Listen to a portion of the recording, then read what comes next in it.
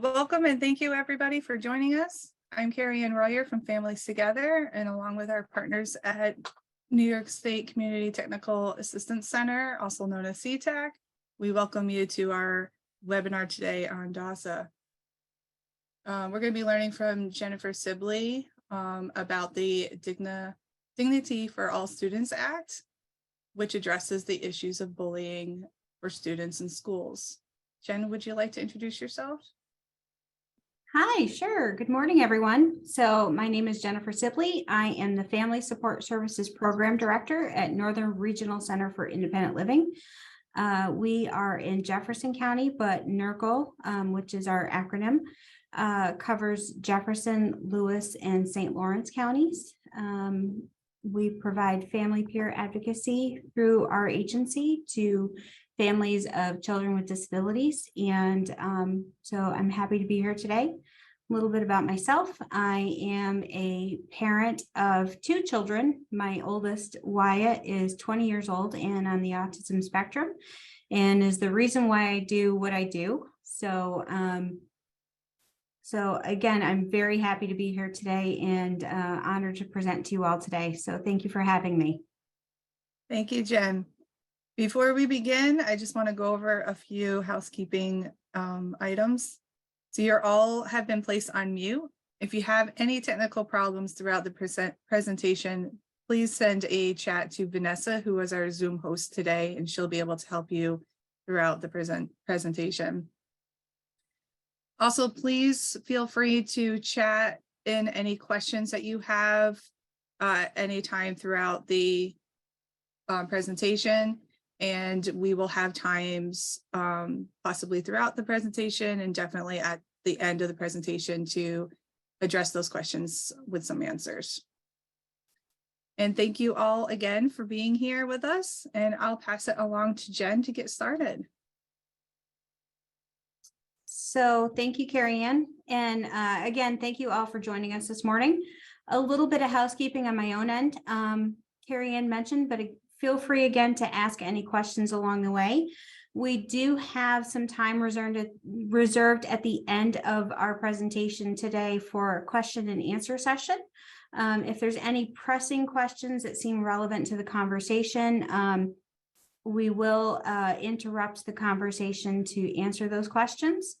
And then a little bit about my presentation style. I know some people get annoyed when you read slides out loud, but I try to be cognizant of all people who are attending the presentation. So I like to read the slides out loud as much as possible, or at least give as much content in the slides so that everyone who's attending will be able to get the most out of the presentation. So with that in mind, I may also be describing any images or pictures that are on the slides as well. So with that in mind, the image that you're seeing on this housekeeping slide is a variety of different cleaning supplies. So also of note is throughout the presentation, we do have a few documents that may be shared in the chat that are relevant to today's conversation about the Dignity for All Students Act. So those will also be shared at the end of the presentation during our resources section. So if you miss those in the chat, you will also see where you can access that information. So to get us started with our conversation today, I'm going to talk a little bit about what topics we're going to be covering. So I feel it's important that if we're going to be talking about the Dignity for All Students Act, we should define bullying, harassment, and assault and what each of those mean. We're going to explore an overview of the Dignity for All Students Act, which is pretty much a mouthful. So we're going to refer to it as DASA. We're going to define a school's role in what DASA is and what their rights and responsibilities are in enforcing DASA. We're going to define a student's rights and a parent's rights under DASA and discuss what's missing. And we're going to wrap up our conversation today with what work can we do as family peer and youth peer advocates in enforcing DASA and moving forward with the conversation. So just a reminder that we do have the chat feature enabled for this. So if you have any questions along the way, feel free to chat those in. And again, if we feel like it's relevant to the current conversation, we'll interrupt the presentation to ask those questions. Otherwise, we'll hold those questions till the end. And I'd like to start that conversation by asking everyone to please chat in and ask, have you heard of DASA before? And what is your familiarity with DASA? So a mix of both, yes and no. So, and that's okay. We're going to learn lots more about it today. All right, so I mentioned that we're going to start off by having a conversation about what is the difference between bullying, harassment, and assault. So bullying is when a student causes another student to feel less safe, fearful, or like they're unable to participate in school. Bullying often involves an imbalance of power, and it can include physical, verbal, or psychological actions against a student. Bullying can also happen through various means of communication, including social media. And the image that's on your screen is a Caucasian male who's pushing a African-American student into a locker while other students are looking on and taking pictures with their cell phones. So this is an image that we most often associate with bullying, but bullying can happen in all kinds of different forms. Bullying can happen both on school grounds and off school grounds. Bullying can happen in school bus stops. It can happen on social media. And if the bullying is having an effect on a student while they're on school property, then it can be considered bullying if it's affecting that student. So researchers and practitioners generally agree that bullying has 3 different components. So those 3 different components are whether that person feels like they are, there's an imbalance of power, meaning that one student has some sort of power over another student, whether that's real or implied, whether that person, whether the student who's being victimized feels unsafe in their own personal environment. And there's, again, that third element is there's often some sort of force being applied to another person, whether that's physical, verbal, or psychological. It's important to note that bullying is considered a form of victimization. So oftentimes there's some characteristics of some form of abuse. And again, that's physical, verbal, or psychological against another student. And it's important to remember what bullying isn't. So bullying isn't minor conflict. It's not when a student is being picked on by another student. It's not a minor disagreement between 2 students. It's when there's that very obvious imbalance of power that you would consider a situation being bullying. So it's a really hard defining line between when it's a minor conflict and when it is bullying. Usually there's an ongoing pattern of a situation being ongoing, and it usually has to be documented in some sort of way that defines it as being bullying.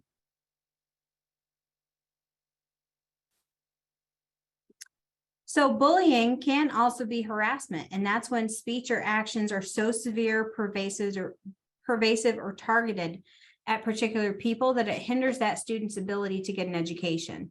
It significantly harms their well-being or substantially interferes with their rights or intimidates that student because of their identity. So bullying, particularly towards students who are in a minor classification, are particularly harmful. So we think about students who have a disability or students who identify as LGBTQ+. These students oftentimes are victims of harassment in some way, shape, or form. So this can also be considered harassment and bullying. So the image that's on the screen to go with this are two white male students who are physically pulling down the hood of the sweatshirt of another white male student. Harassment does not necessarily have to be physical. Harassment could be making threats, innuendos, pranks, or things that make that other student feel like they're being targeted by another student or group of students. Bullying is not a one-off assault. And this is sometimes hard for students and parents to understand. Assault typically takes the form of a one-off act of physical harm. So the actual definition of assault is physically harming and or directly threatening harm of any other person or group in a manner in which they would cause that person, a reasonable person, to fear for their physical safety. Typically, this is a single incident and not often connected to a pattern of incidences. And a lot of times when assault is involved, law enforcement may need to become involved in that incident. So it's important to note that some incidences of bullying can rise to the level of assault based on the seriousness of that incident. But what's often missing in an assault case versus bullying is the ongoing pattern. And assaults are often much more random and less targeted than bullying incidences.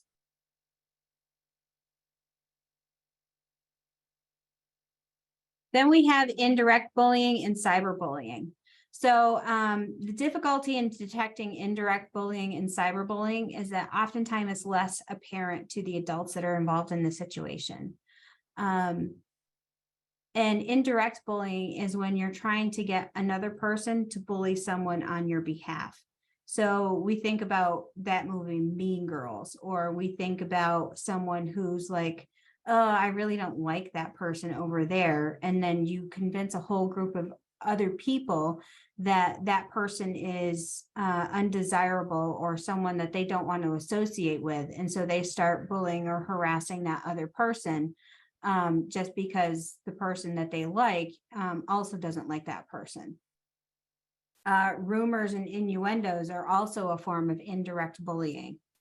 It's deliberately excluding someone from a group or an activity. So kids in the lunchroom saying, no, you can't sit with us. You're not cool enough, or you're not popular enough to sit with us. And then lately, the trend of cyberbullying, which is a new form of bullying via texting, email, social media, or instant messaging. What's also difficult about indirect bullying and cyberbullying is that it can or cannot occur on school property.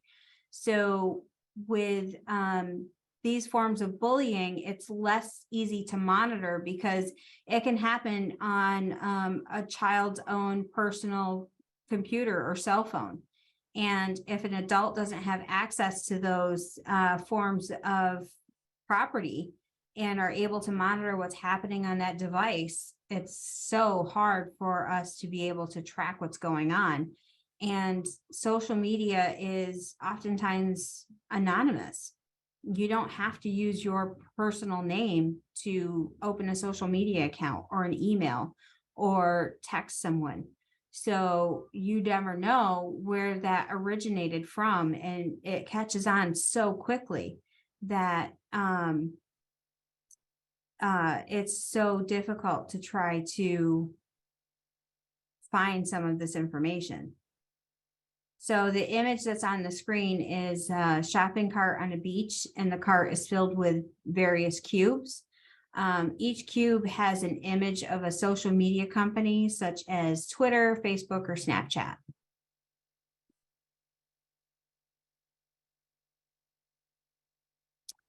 So now that we know what bullying is, and we've got some definitions to go with that, we're going to now talk about the Dignity for All Students Act.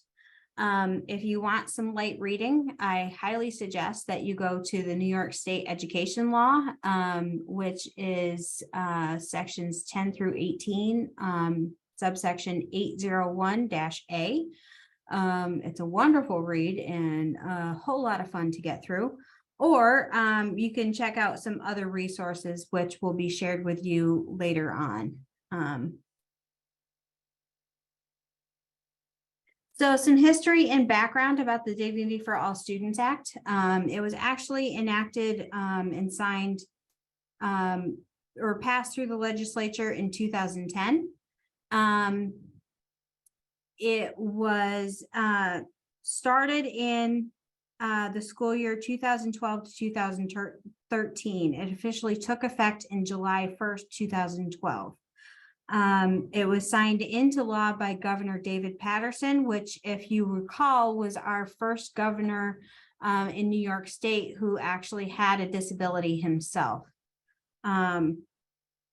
That was created by a state task force working with the state education department, who worked with a number of different advocates across the state to create a statewide anti-bullying task force that would create model policies, trainings, and curriculum for districts before the 2012 deadline. This task force consisted of 20 different members, including advocacy groups, the New York State United Teachers Union, administrators, parents, and students.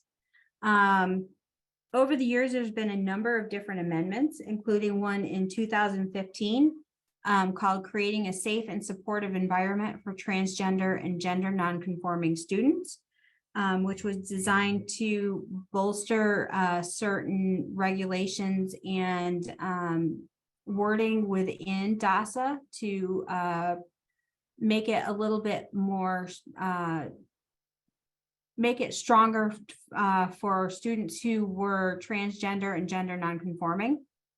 In 2018, there were additional protections added, strengthening protections for students who are transgender. And then in 2019, the Crown Act was added, and the Crown Act is an acronym which stands for Creating a Respectful and Open World for Natural Hair. It prohibits racial discrimination based on hair texture and protective hairstyles. In 2019, the Dignity for All Students Act was amended by the Crown Act to add a definition of race that includes traits such as hair texture and protective hairstyles, such as locks, braids, and twists, in order to protect students' access to their public education, regardless of how they choose to wear or style their hair. And what I found helpful was if you actually go to the New York State Dignity for All Students Act website, which there's a link at the end of the webinar for the Dignity Act website.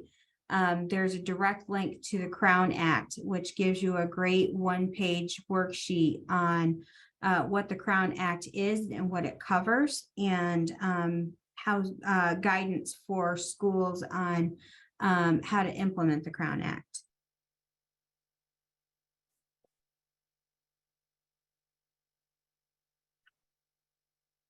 So some of the features of DASA include the definition for bullying.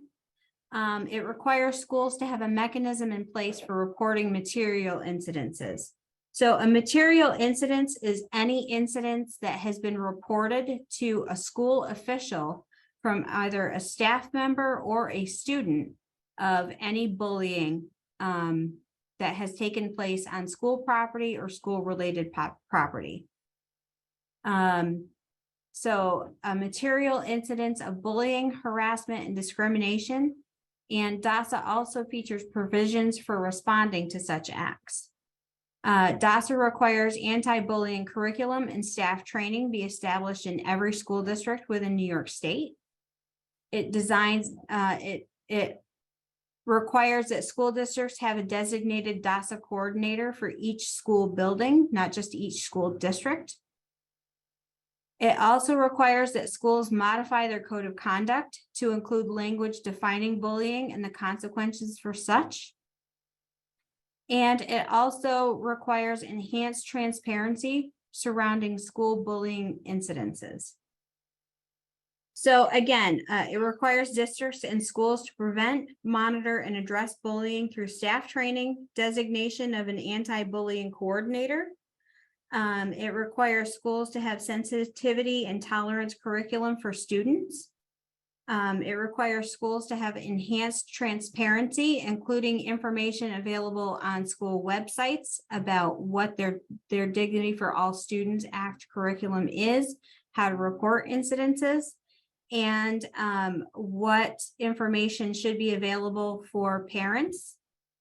And it also requires that schools modify their current code of conduct to include language explaining their policies and procedures regarding bullying incidences and what the consequences are for bullying. So I just happened to catch that question. Does DASA include bullying from staff? Yes. There is language in DASA that is supposed to cover when staff bully either other staff members or students. But we'll talk a little bit later about some of the shortcomings of DASA and what happens when DASA doesn't work.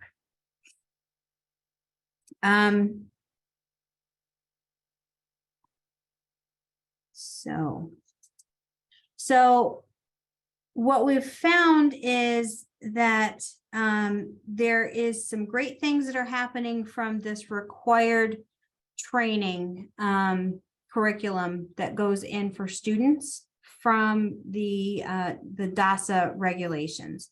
Schools are required to have a training curriculum that goes into place for students that teaches them about anti-bullying campaigns and what it means to have a safe and supportive school environment. Unfortunately, not all approaches to bullying prevention and intervention are likely to be effective. And we found this over years of collecting data. So what's required to reduce bullying in schools is nothing less than a change in the school climate and in norms for behavior. So this requires a comprehensive school-wide effort in involving the entire school community. And what they found is that if even one person within the school environment who has any kind of influence over school policy or school interventions doesn't completely buy into changing the norms for school behavior, then the anti-bullying campaigns tend to not be as effective. And we'll talk about that a little bit more coming up. So students have the right to attend school in a safe and supportive environment, free from discrimination, intimidation, taunting, harassment, and bullying on school property, a school bus, and/or at a school function. And this language is taken directly from the Dignity Act itself. Students also have the right to feel comfortable reporting incidences to the DASA coordinator at their school and know that their concerns will be addressed. And again, this is also taken directly from the DASA language. So the image description is a picture from the back of a classroom looking forward. The students' hands are raised and the teacher in the front of the room is pointing towards someone as if they're calling on them to answer a question. So with students' rights, it's laid out in the Dignity for All Students Act that the idea behind DASA is that it's designed so that students are able to go to their DASA coordinator who's designated for their school and be able to report any material incidences that are happening and feel confident and comfortable knowing that their concerns are going to be addressed at the time that they report them. This is what is supposed to be happening. From experience, a lot of us know that this is not always the case, and that we know that this is not always happening consistently across the board. So again, we're going to talk in a few minutes about what's actually working and what needs to be improved with DASA. So I don't want to get mired down with that right now. I do want to just talk right now about what students' rights are supposed to be under DASA. As far as parents' rights, parents have the right to be present while their student is being interviewed, particularly if their student is the one that is reporting being the victim of a bullying incident. Students or parents have the right to request an opportunity to discuss the outcome of an investigation and any of the steps that are being taken to prevent future bullying situations involving their student. Parents have the right to protect students with disabilities by addressing issues with the CSE team or with the 504 team. Particularly, again, if their student already has an existing IEP, individualized education plan, or a 504 plan in place, because their child has been identified as a student with a disability, they have the right to ask for an updated IEP or 504 plan to include specific safety protections for their student with a disability that are discussed with the CSE team. They have the right to request and be a part of developing a written safety plan, regardless of whether their student has a disability or not, that addresses specific interventions to keep their students safe and to prevent recurrences from happening within the school setting. And if necessary, they can utilize due process proceedings, again, to make sure that their student is being safe, particularly if the school drops the ball on making sure that their child is being protected while they're in the school setting.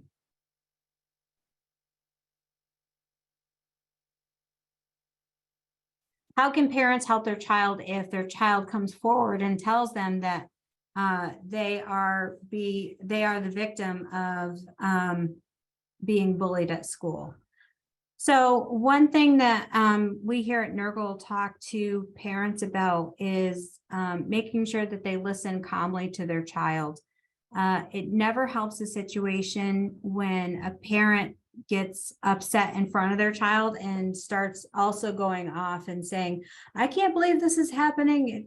There's no way that that's happening at your school, or instantly jumping on, you know, I knew that this was happening. Your school is absolutely awful. So as much as possible, we need to encourage our parents that are working with their child who's being bullied to listen calmly. Try not to interject your own feelings. Try not to interject, you know, how you feel about the school and the situation that's happening right now.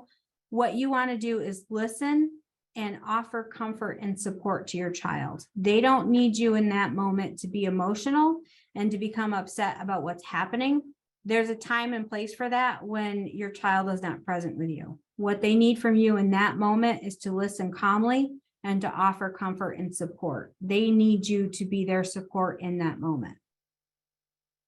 Another way that parents can help for their child is to praise them for coming forward and being brave enough to talk about what's happening at school. Boy, the social ladder when you are in school nowadays, and even back in the day when I was in school, it's really difficult, and peer interactions are so hard to navigate for developing brains. And when you're also dealing with bullying and being harassed while you're at school and trying to learn and get an education on top of all the other things that are going on, it just adds a layer of difficulty to everything. So to have your child come to you and express to you that these things are happening just takes an extra layer of bravery to be able to do that. So now here at NERGL, we have staff members who are family peer advocates themselves, and their own children are going through bullying and harassment on a daily basis. So we understand completely where some of our parents are coming from, and navigating this road is so difficult to do. So, you know, definitely praise your child for coming to you and saying, this is happening to me and I don't know what to do. Explain to your child that it's never your fault to be the victim of bullying. It's not something that they have brought onto themselves. It's not something that they are doing. It's not something that they have created this situation to happen. It definitely encouraged them to report it to the school. And if they're not comfortable making that report to the DASA coordinator themselves, offer to go with them to make that report. Parents don't know sometimes that they are able to make that report on behalf of their child. It definitely empowers your child to be able to be the one to make that report, but if they're not able to because of fear or stress or anxiety, they can make that report with their parent. Depending on the situation and depending on the comfort level that you have as the parent, you may want to consider contacting the other parent of the child involved. I state this with caution involved because it depends on the situation. It depends on what the context of what's happening, and it depends on your relationship with the parents of the other child. You definitely don't want to enter into a situation where you would create more issues for your child. And you definitely don't want to create a situation where you open up yourself to any legal issues that may arise from contacting the other parent.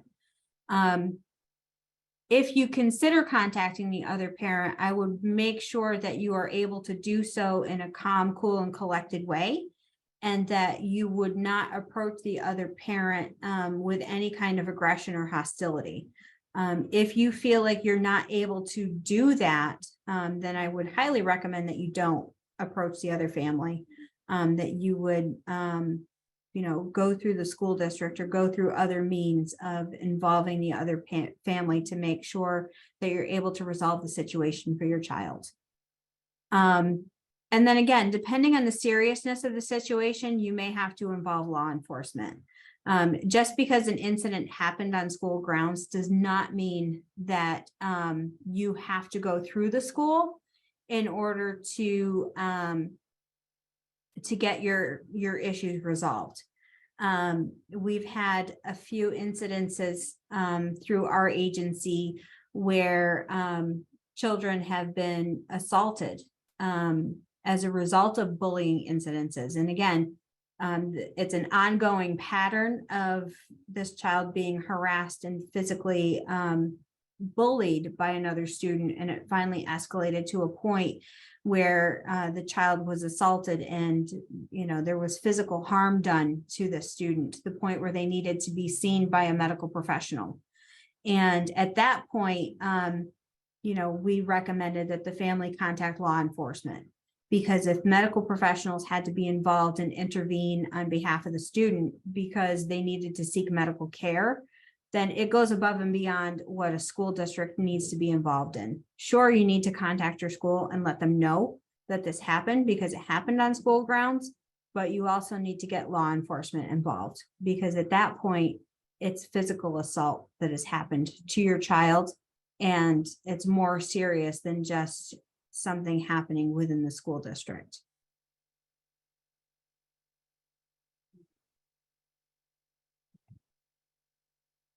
What's missing right now? What's missing right now is a mechanism for school reporting. But there is a mechanism right now for school reporting with DASA. So with DASA, what happens is schools or parents and students and staff members are directed to contact their Dignity for All Students Act coordinator. That Dignity for All Schools Act coordinator, the DASA coordinator, is required to determine whether this is rises to the level of a material incident or not, and then an investigation commences. Once that investigation is completed, then they determine whether there needs to be consequences for the action that took place, And if so, then the consequences are meted out to the student who engaged in the bullying incident. If there are no consequences because the school's code of conduct was not violated, then no consequences are issued to the student who was reportedly bullying another student, and the incident is dropped. So again, there is a mechanism for school reporting, but nothing goes beyond the school level. And nothing is reported beyond anything that happens within the school district. So say for instance, there is a student who comes to the DASA coordinator and says, this person is, jumping me in the hallway every day outside of the science room. They might open an investigation to see that it happens, but the student has been tipped off that they were reported to the DASA coordinator. So it doesn't happen for 3 straight days. Well, if it doesn't happen for 3 straight days and the DASA coordinator says, well, I didn't see anything, so I'm going to close this investigation with no findings, then it happens again, then the student gets reported again, but there's nothing that follows up from that. So it's a frustrating process because there's not a lot of guidance that goes behind that. And a lot of times there's nothing beyond the school district level that holds schools accountable for faulty investigation processes. That investigative process and the outcome is very subjective. So schools are required to amend their code of conduct, but they can have whatever they want to in their code of conduct. There's no verbiage that's required from the DASA regulations. So one school district could say that for a material incident that is founded, this person could be suspended, where another school district could say for every material incident that's founded, this person could be expelled from the school. So it's very subjective. There's not a lot of information that goes across school lines. And for one person, they might find that this rises to the level of a material incident and they would open an investigation. And for another DASA coordinator, they would say, well, this is not a material incident. I'm not going to investigate this issue. So again, there's a lot of ambiguity to the process, and it's very subjective based on the person who's investigating. Parents are often left out of the process, especially if it's reported within the school setting and they aren't aware that there is a DASA investigation being opened. And parents don't often know that they have rights within the DASA process. A lot of parents that we speak to don't know that they have the right to be present when their child is being questioned about the bullying incident that took place. A lot of parents don't know that they have the right to speak to the DASA coordinator after the investigation closes to find out what was the result of the investigation. And a lot of parents don't know that if they are unhappy with the process, that they can ask for further investigation, or that they can bring it to the level of the CSE if their child is already involved with the Committee on Special Education. So there's a lot of things that parents don't know or understand about the Dignity for All Students Act when it involves their child. Another shortcoming of the Dignity for All Students Act and what's missing is that schools oftentimes have to self-report their numbers. So there is provisions within DASA that says that at the end of a school year, school districts have to report to the state how many material incidences they had within a school year and how many resulted in disciplinary procedures being put in place. But it's a self-report. So again, if schools are not being above board, or they're worried about the number of incidences that they've had to investigate throughout a school year, there's always a possibility, and I'm not saying that schools do this, but there's always a possibility that they could skew the numbers.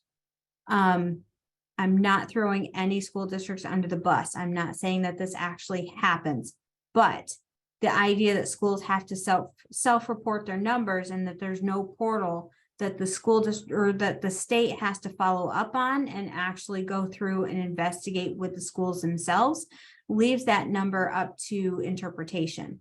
So there's no follow-up and there's no checking of the loop to see of the school of those reported numbers, do these actually happen? Is there more? Is there less that's actually being reported? And again, each school district can interpret DASA differently. So for instance, with the code of conduct, again, you have to have some sort of investigative process in place, but it leaves it up to the school district what that process looks like. And it states that school districts have to have some sort of anti-bullying curriculum in place. But other than being an evidence-based curriculum, it doesn't lay out any kind of best practices or recommended programs for school districts to invest in.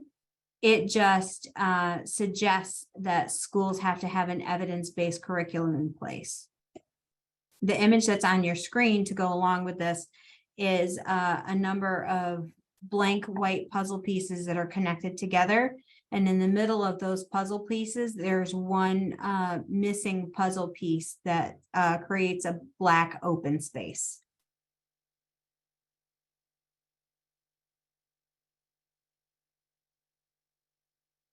So some of the common approaches to address bullying in schools are a zero tolerance policy.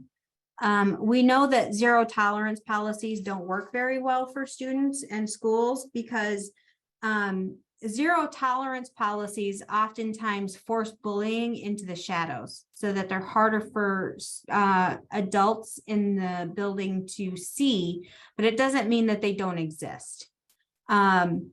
And a lot of times it excludes students from the process as well. It doesn't leave any kind of room for interpretation.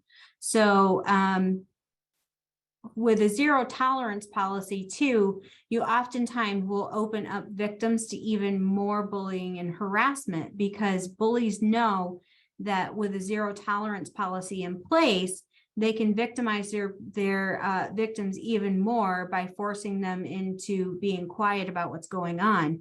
Because if you tell on me, I'm going to get in trouble and I'm going to make your life even worse.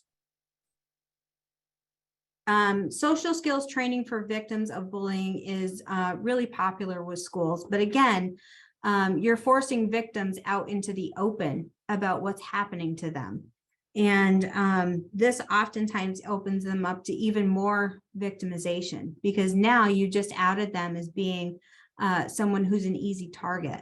And social skills training for people who are victims of bullying oftentimes is not as effective because it's not that they lack social skills, it's that they lack something else that creates them as being a target for victimization.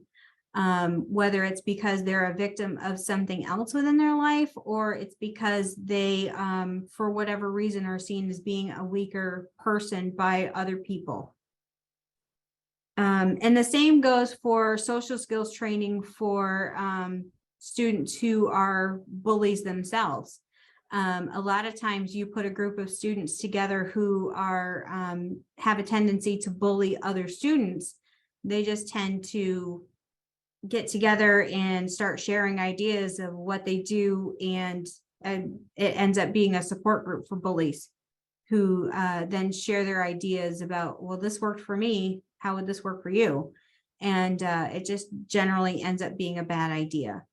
And the same thing with putting bullies together in the same room with the students who they ended up bullying. It just creates even more conflict and friction. Mediation and conflict resolution programs are sometimes effective, but oftentimes, again, it just highlights that division between the bully and the victim by showcasing the fact that bullies are in that position of power, whether it's perceived or actual. And so even mediation that both parties agree on ends up actually hurting the victim in the end because the bullies don't hold up their end of the bargain. There are some curricular approaches to bullying prevention that are adopted by schools at a district-wide level, and they are met with some levels of success. But again, what we found with these school-wide approaches is that if not every single person who's involved in the program has buy-in, then they're met with mediocre levels of success. So one example of this is my home district of Indian River has adopted what's called the Rachel's Challenge. And just a brief snapshot of what Rachel's Challenge is. Rachel's Challenge was developed after the Columbine massacre in honor of one of the victims, Rachel Scott. She was a victim of Columbine, and Rachel's Challenge is a way to prevent school violence, bullying, self-harm, and suicide in schools by helping to create a positive connection with students to each other that helps improve self-worth and mental health. And if you want to learn more about Rachel's Challenge, you can go to rachelschallenge.org. Overall, it's not a bad idea and it's not a bad concept. It is a research-based program in which they teach students a lot of conflict resolution, a lot of self-care and self-help programs and services for themselves, and how to be a good neighbor and a good citizen to each other. But again, the drawback of these school-wide approaches to bullying prevention is that if not everybody is buying into them, then they're only as powerful as their weakest link. Then there's awareness raising efforts by having speakers come in and talk about what's worked for them, and they used to be a bully and this is what's happened to them. Oftentimes those are, again, met with limited success. And then reporting and tracking programs. Reporting and tracking programs are effective ways of collecting data and information. But again, if you don't follow up on the data that's collected to implement programs and supports that have district-wide buy-in, then again, you're only as strong as your weakest link. So after all that doom and gloom, what can we as family peer advocates and youth peer advocates do? How can we help parents who are right now mired in the process of trying to help their child? One thing that we found as being effective is encourage documentation. We want to document as much as we can, help parents and help children document things that are going on, so that we know and we have a paper trail of what's happening. Any phone calls that are happening with school district officials, whether that's the school classroom teacher, the DASA coordinator, the superintendent, the principal, keep a notebook handy and write down the date and the time of the conversation and when that happened, what information was exchanged, start saving emails in a special folder. Just encourage documentation as much as possible, because as advocates, we know that if we didn't write it down, it doesn't happen. So we really want to encourage families to keep documentation of what they've done, who they've talked to, and what strategies have taken place. Know what DASA can and cannot do. I'm going to share with you shortly in the resources section, and hopefully we're able to share that in the chat, but if not, it's definitely going to be shared in the resources. A great document that we use here at NERGL that came from the New York State Special Education Task Force, and it's called Bullying in Students with Disabilities. And that document is something that we share with just about every family who comes to us that says that their child is being bullied. It does a great job of taking the DASA regulations and turning them into a document that is written in plain language, and it makes sense for families to be able to understand. And it lays out in good terminology what parents can do and what their rights are within the process. So again, that's going to be shared in the resources, but helping families understand what DASA is and what DASA can do and what the limitations are really can help them be able to effectively advocate for their child and within the schools. So again, knowing that parents have the right to be present when their child is being interviewed about a bullying incident that happened, knowing that parents have the right to follow up with the DASA coordinator when the investigation is completed, to ask questions of their own about what took place during the investigation. Did they question witnesses? Was there videotape involved that they reviewed of footage on the bus? Did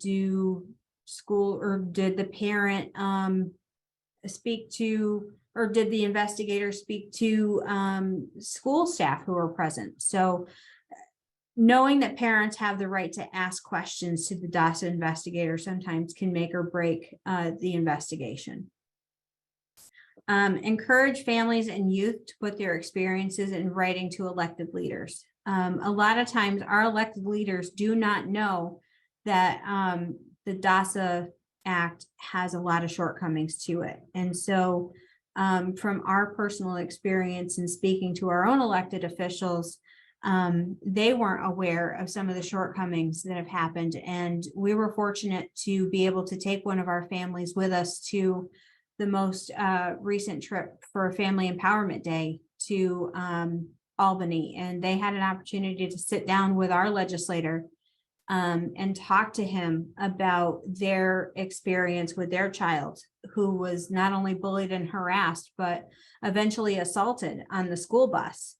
And he's actually working with them now within their school district to come to a resolution.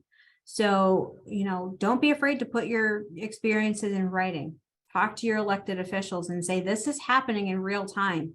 And we need your help to make real time change to these laws that are not working.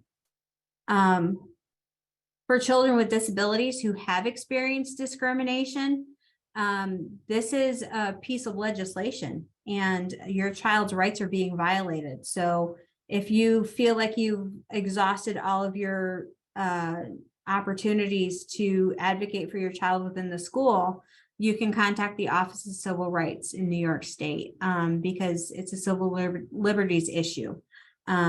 So Office of Civil Rights is where it's at. And you can connect families and youth to one another. There's definitely power in numbers. And so if school districts start hearing that, more than one family or more than 5 families or more than 10 families are experiencing issues with bullying, and it's around these same types of issues, eventually they will have to start listening and start making real changes. But that will only happen if our families are willing to get together and share their experiences and talk about real things that are happening to them. So the image description of the picture that I have on this screen is a stack of letters. So these are just some of the resources that I've included to help me put this PowerPoint presentation together today. There's a lot of great information on myschoolmyrights.com. You can go to the p12.nised.gov website and /Dignity Act, and that will give you information directly about the New York State Dignity for All Students Act. There's a great nationwide website called stopbullying.gov. That's sponsored by the U.S. Department of Education, but it actually has a lot of great information about what parents can do to help their children and what children can do to support one another and really be able to work within their schools to stop bullying.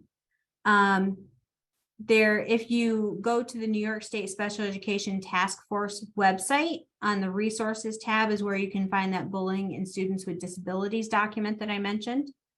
And there's also a brochure that's been published by New York State Education Department on DASA. And And then there's also a nationwide Center for Independent Living that we utilize a lot in Minnesota called Pacer Center. And the Pacer Center also has a National Bullying Prevention Center that shares a lot of information about bullying, including the month of October, which is National Bullying Prevention Month. And they share a lot of awareness information and a lot of anti-bullying information as well. So you can check out their information.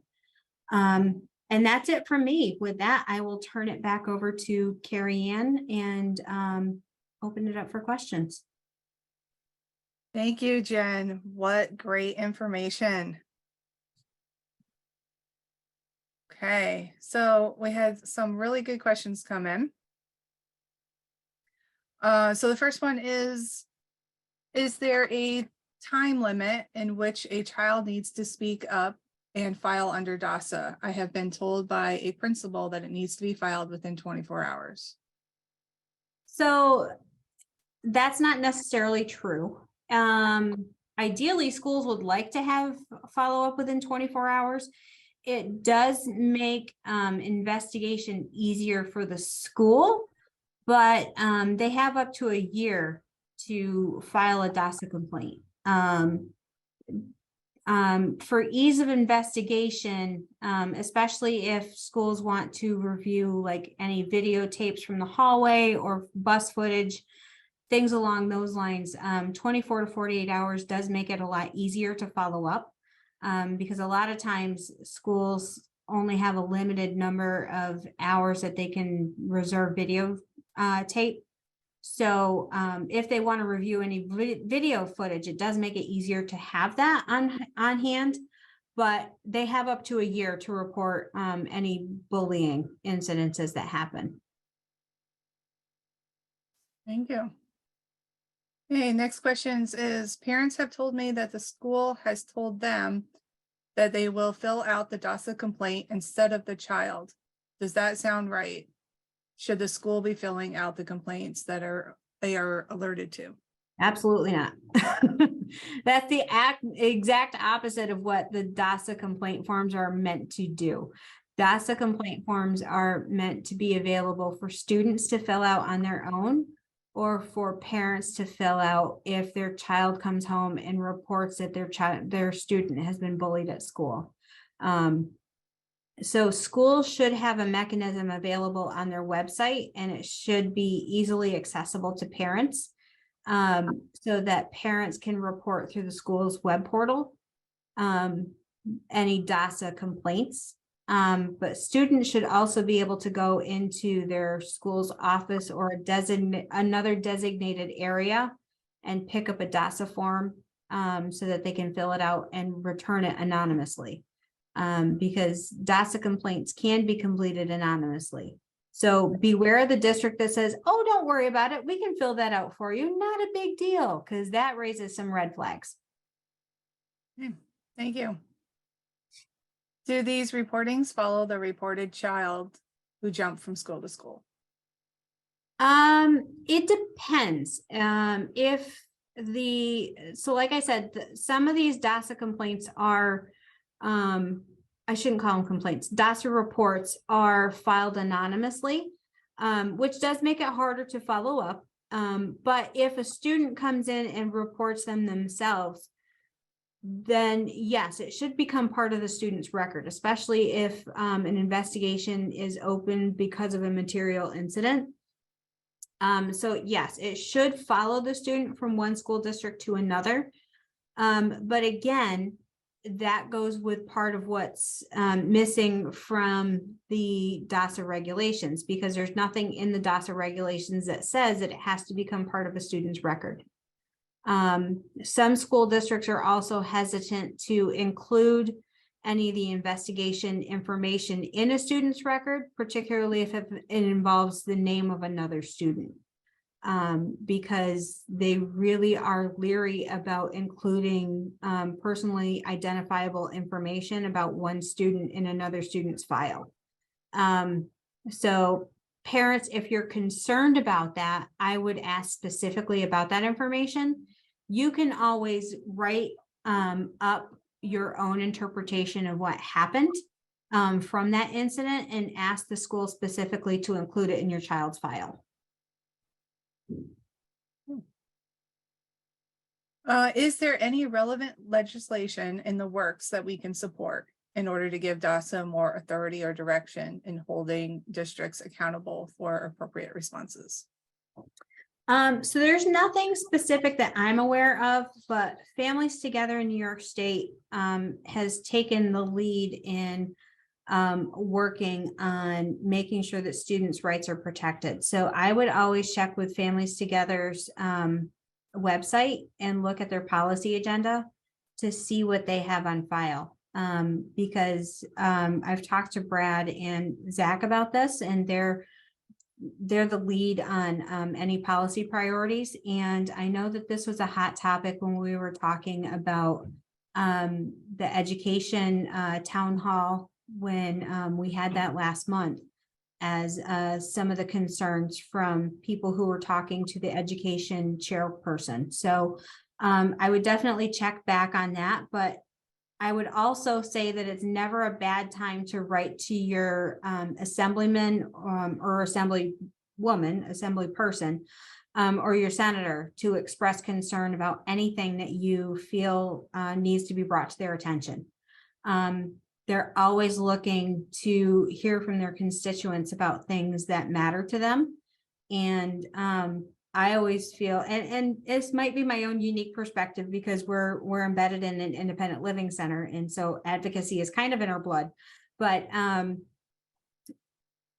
always feel that it's always important to give anything that you have a concern about a voice. So if you feel strongly that they need to really pay attention to this, that it's a really big issue for families that you're working with in your area, to write them a letter and let them know.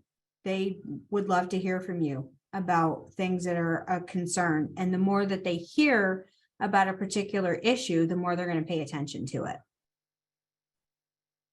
Right. Next question is, how much outcome information can parents have access to after an investigation? And they know what actions were taken with the other student, or does FERPA prohibit sharing information about another student's discipline? So it's really limited, unfortunately, what information parents have access to. A lot of times, what parents are told from the outcome of the investigation is that the issue has been handled by the school and that the other student has been dealt with appropriately. If you feel like that's just whitewashing the situation and that you're not being told everything that you need to find out, you can always ask that they put the outcome of the investigation in writing and include that in your student's file. And then as part of FERPA, you have the right to investigate your child's student records at any time. So you can go back and look at your student's file to see if that was done.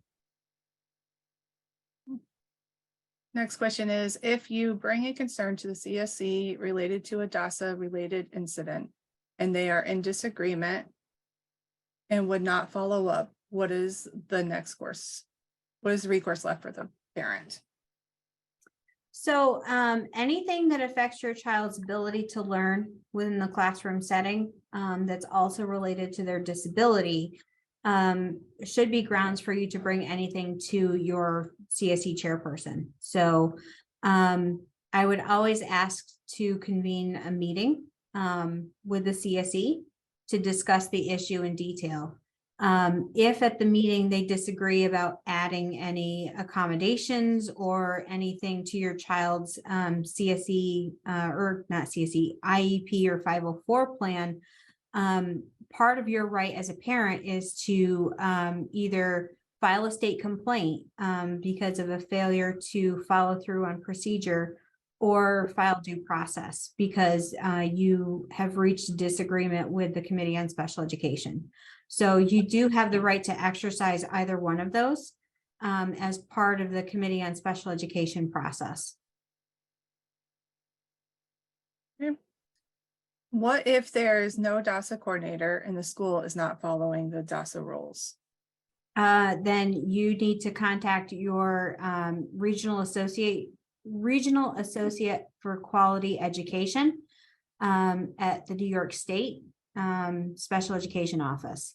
Every region of the state has a quality assurance officer, and you can go to the New York State Education Department website and find out who your quality assurance officer is, and give them a call and let them know that your district does not have a DASA coordinator. It's required in special education, or not special education, but it's required in education law that every district has a designated DASA coordinator. So if your district is telling you that they don't have a DASA coordinator, they're in violation of education law. And just to clarify, that's each district, not necessarily each school building, correct? Right. Yeah. Every district has to have a DASA coordinator. And ideally, if they have multiple buildings, then every building should have a designated DASA coordinator for each building. It could be the same person for multiple buildings, but they each have to have someone identified for each individual building as well. When you say a parent has the right to be present during questioning, are you referring to the aggressor, victim, and student witnesses? I'm referring to the student of the parent. So if your child is the victim of a bullying incident, then you have the right to be present if they're asking your child questions about the incident that they reported. And the same thing for if your child is accused of being the bully. You have the right to be present. If your child is accused of being a bully, you have the right to be present for that questioning as well. How do you handle when a school staff is doing the bullying in an out-of-district school setting? So in those incidences, I would definitely document what you have seen in as much detail as possible. And you can certainly report it to the DASA coordinator, but I would also include the superintendent of the school district, because that borders on, or in most cases, it crosses the line of unprofessional behavior. And I would want my superintendent to know that that's happening. And if that is not sufficient, then I would contact law enforcement and let them know. Who did you say to connect to? Was it the Office of Civil Rights? Yes. So there's the Office of Civil Rights in New York State, and I don't have their contact information handy, but if you go to Google and just look up New York State Office of Civil Rights, you'll get their contact information. And specifically, you want to look for Office of Civil Rights Education. If the school does not have the DASA form on their website, what should a parent do? You need to contact, we did this whole project last year. Thank you, Susan, for doing that. She was our go-getter from our office. You need to contact the school's superintendent and let them know that their district is not compliant by not having that available readily on their website, and ask them where you can get a copy of their DASA form. Is there a difference if one special education student is bullying or harassing another? It can get tricky if one student who has a disability is harassing another student who also has a disability. In that particular situation, I would focus on your child specifically.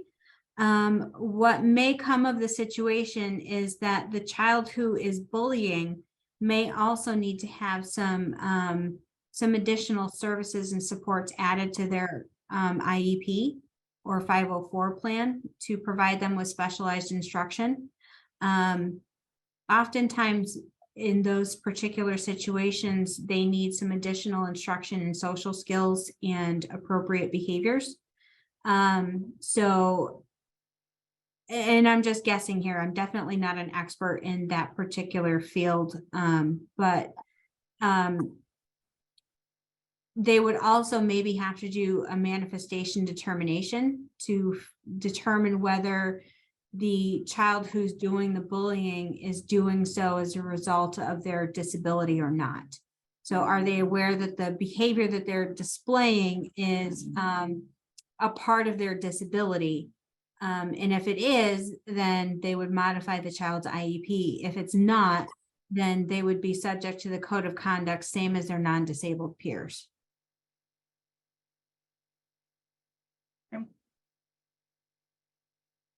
Okay, if the report doesn't include any solid statements or remarks made, how does a school determine if it raises to the level of DASA violation if there is no proof or evidence and no witnesses? That's where it gets really hard, because without a lot of proof and a lot of evidence, then it becomes hearsay.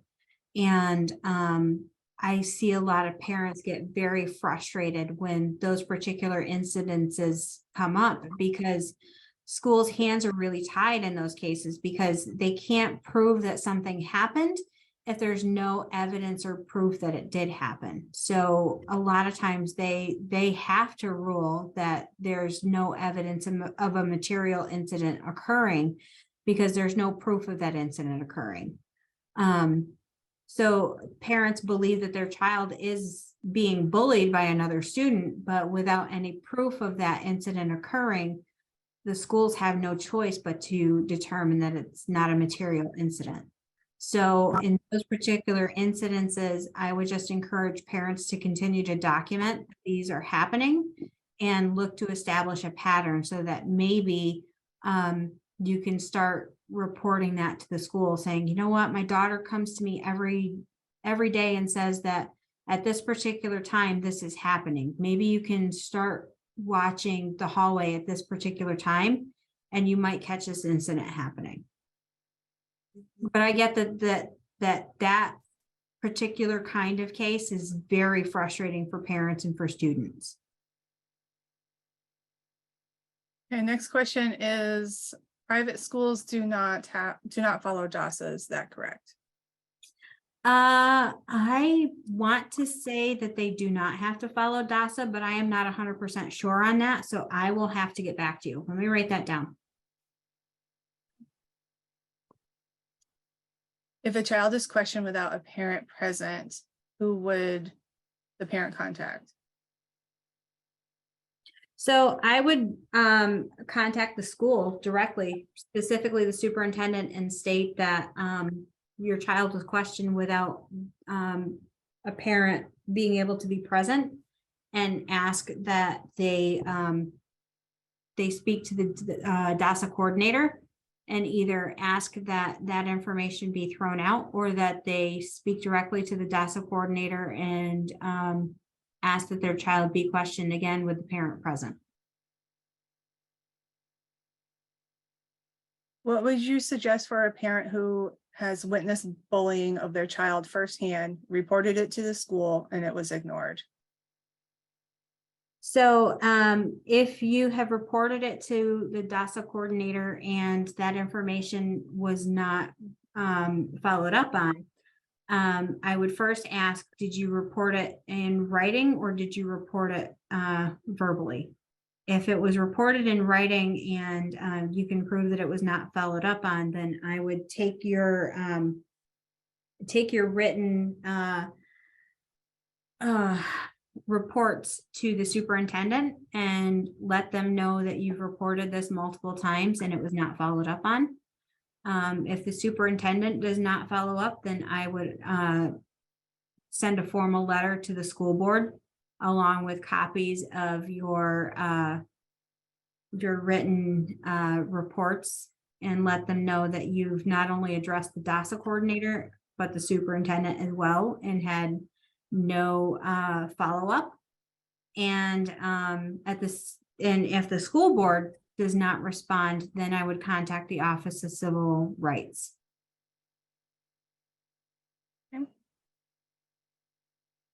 If instances were reported to schools and teachers, but not through DASA, is there a statute of limits to file the DASA? Not sure if this would be the 1-year rule. It probably should fall under that 1-year guidance for follow-up. The hard part about following up beyond a year is that there's not a lot of information to follow up on after that particular point. There really needs to be some material information that the DASA coordinator or whoever is investigating can look into. So they need to be able to examine witnesses. They need to be able to view footage. They need to be able to have enough information to actually investigate that the incident took place. So anything beyond a year really gets very difficult for investigators to really look into to see if that material incident took place or not. So you can certainly file and try to follow up on it, but there is difficulty in being able to follow up on that beyond a year. Okay. Next question is a specific incidence. So if the school acknowledges a particular bullying is happening, and this incidence is the general education kids calling special education kids SPEDs, but there is no particular circumstance, is there any reason to file under DASA? The school acknowledged, but said that they would try to be more aware, but could not address this with the student body. So if it was me in this particular incident, I know that my course of action, and this is my suggestion, you can take it or leave it, would be to follow up with the school board. I would write a formal letter to the school board and let them know that this is taking place within their school district and that you've addressed certain school officials with this information, but they have not followed up on it and are refusing to address the school body as a whole. And I'm sure that the school board would not be happy to know that this is happening within their district. And again, if the school board seems to be complacent about allowing this to happen, then I would contact the Office of Civil Rights. Okay. The last question we have at the moment is if a private school is authorized to be a school in New York State, wouldn't they have to follow New York State education law? That would be my thought, and that's kind of where I'm thinking that they would have to follow DASA. But again, without having 100% verification of that, I don't know, and I don't want to say for certain and steer anybody down the wrong path. So I will definitely look up that information to make 100% sure that that's accurate, that they have to follow DASA or they don't have to follow DASA, and I will get that information out to everyone. Okay. Thank you. And that was our last question. So CTAC does have some upcoming events. How ACEs awareness can break cycles of intergenerational trauma. A panel discussion with parents and caregivers will be held on April 18th from 11:30 to 1. Understanding ACEs across generations will be on April 19th, 12:30 to 2. A conversation about intergenerational trauma will be on April 26th from 1 to 2. Understanding ACEs on the journey to adulthood, a panel discussion with youth peer advocates on April 27th from 11:30 to 1. And we just want to thank everybody very much for coming to the webinar. And you can visit ctacny.org to view past trainings, sign up for updates, event announcements, to access resources. And we do have a survey that we would like to ask you to please fill out. And our CTAC contact information is there as well. Okay, thank you all for joining us.